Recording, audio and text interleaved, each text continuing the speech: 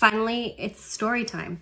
So I actually wanted to tell you the story of the last time we attempted to go see NCT Dream and failed. My little sister is a huge fan of NCT Dream, and she thought that it would be the last time we could see them. So we actually booked tickets to see NCT Dream in Singapore in February 2020. So you know where this is leading to.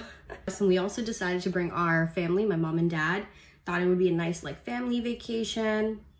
Time it was January, we're like, okay, there's something going on. There's a whole virus. As long as we can go see the concert, it should be fine. But then, because Asia is so much more, I guess, careful and critical, you know, they canceled the concert. So now we're like, what the heck? Like, we couldn't cancel our flights. My coworkers, my family members, they were all begging us not to go, because at that time, Singapore had like 5 to 6 cases of COVID. So they were like, you know, we don't know what's gonna happen. You should just not go. It's not safe.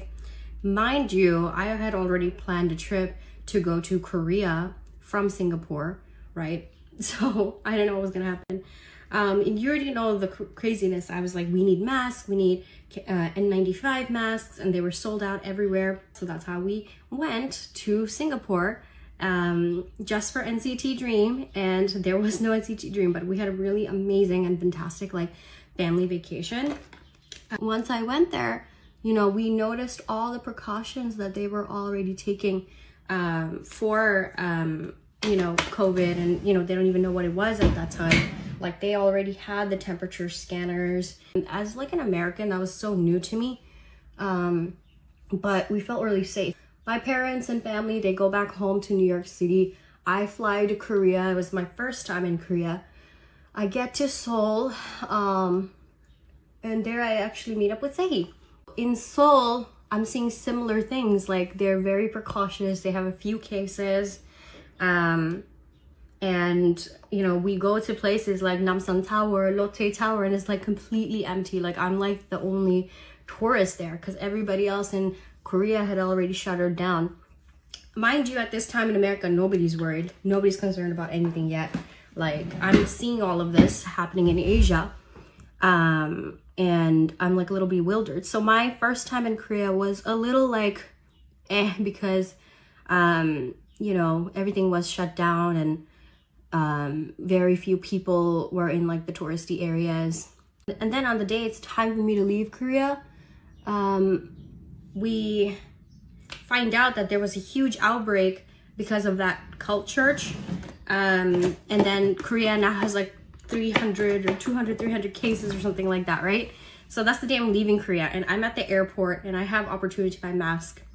I see a woman selling like huge boxes of KF94, so I decide, like, I don't know what's gonna happen. I'm gonna buy 5 masks, right?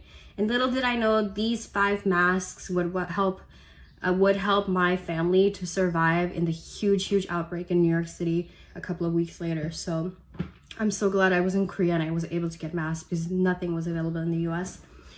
So I'm actually flying from Korea now to Japan, because a girl's got to stop by Japan when she's in Asia, right? So I arrive at Tokyo Narita Airport. Again, everything is very cautious, very secure. I believe on that day, the whole cruise ship fiasco happened. You know, when the, I think, was it Princess cruise ship or something, was docked. I think like everybody was trapped there. Huge, you know, spike of cases for Japan. So it's just wild to me, because I started off in Singapore with just 5 or 6 cases, then went to Korea, and then all these things blew up, and then I went to Japan and it blew up, and now I'm finally going back home to New York. I arrive in JFK, and guess what? Nothing. No temperature detector, nothing, no questioning, where were you? Nothing. Absolutely no concern for like this virus that is like already plaguing Asia. And I was just so shocked. It kind of doesn't end there, because I arrive home and I see in my email from my company, if any of you traveled outside the US, especially to Asia, you must quarantine for 2 weeks.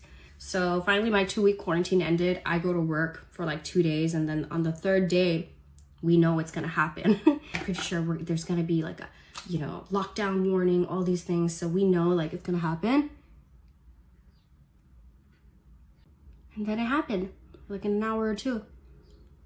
I looked at my coworkers from across. We just packed our bags and we just said bye. So yeah, we said our goodbyes, and the whole world went to hell in a couple of weeks. Yep, that is the story. I wanted to go see NCT Dream and ended up doing a COVID world tour instead.